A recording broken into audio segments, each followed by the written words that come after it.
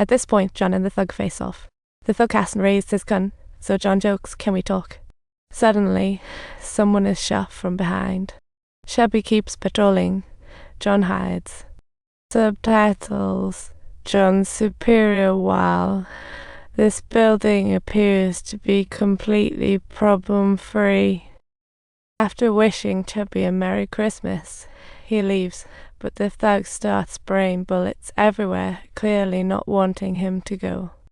John's hard work finally pays off as police cars racing like they're in a car race. The building is surrounded by police cars like a kid's fort, but Hans isn't fazed at all. This was all part of his master plan. John is practically a detective. Obviously, their foes are formidable. John gets a pack of cigarettes and some powder, can't help daydreaming. He hands over their phones to Chubby and throws in a smoke just for good measure. Then, John lights up a smoke with anticipation, multitasking while calling Chubby, disappearing into a corner of the building like a pro. But there are others on this channel. John says 30 thugs. Leader Hans sounds like a baker. Hans is worried about the cops, but he needs that fireworks stash. It's the key to his ultimate good. Most of them are Europeans, dressed to the nines and smoking like pros makes me a little envious. Subtitles. Looks like these guys have come well prepared. We need to step it up a notch. You can call me Roy, trust me.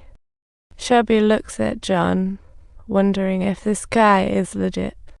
The LA sheriff calls and thinks Roy is a fake terrorist, but Chubb is not buying it. He thinks Roy might be a cop, but definitely not from LA, and he's like, "Oh no, the sheriff's a big fool."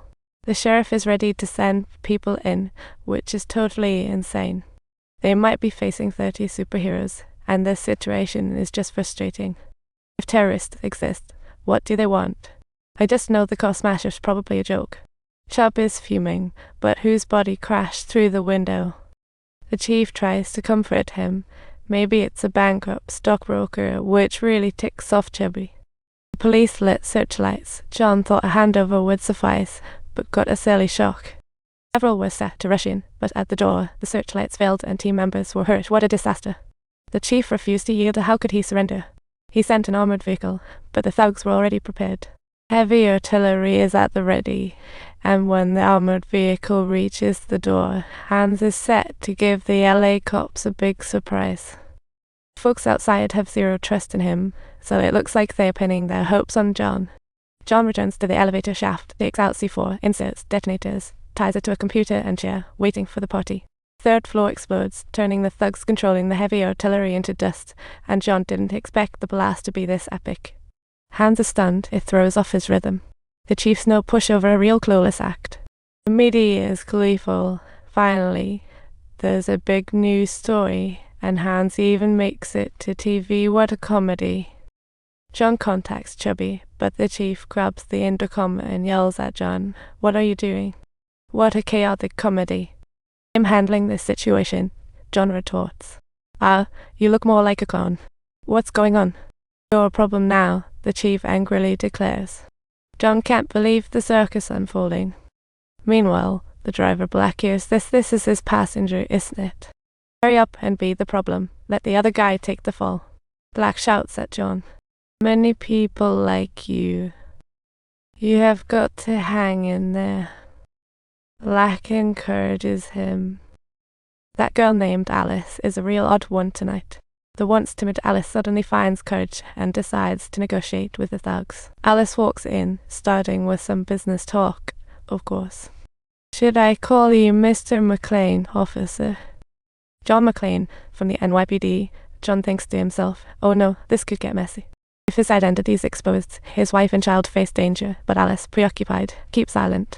Yeah, I heard you, John. You've got some connection to the show. I can bet my life for you, and John knows Alice is on the most dangerous path. Hans demands he hand over the detonators, or else his friend will, how should we say, log off. Hans is definitely not my friend. I have no idea who he is. Oh my goodness, Alice. They are going to kill you. Tell them that you don't know me. Hans threatens John, if you don't hand over the detonators, she'll be next. Hans claims to be a terrorist, demanding the US government release his comrades. In Southeast Asia, there are 7 new members of the Provoked Front. In Canada, there exist 5 imprisoned freedom fighters. In Sri Lanka, there exist 9 members. Once freed, all hostages here will be taken to the top floor, then fly to LAX.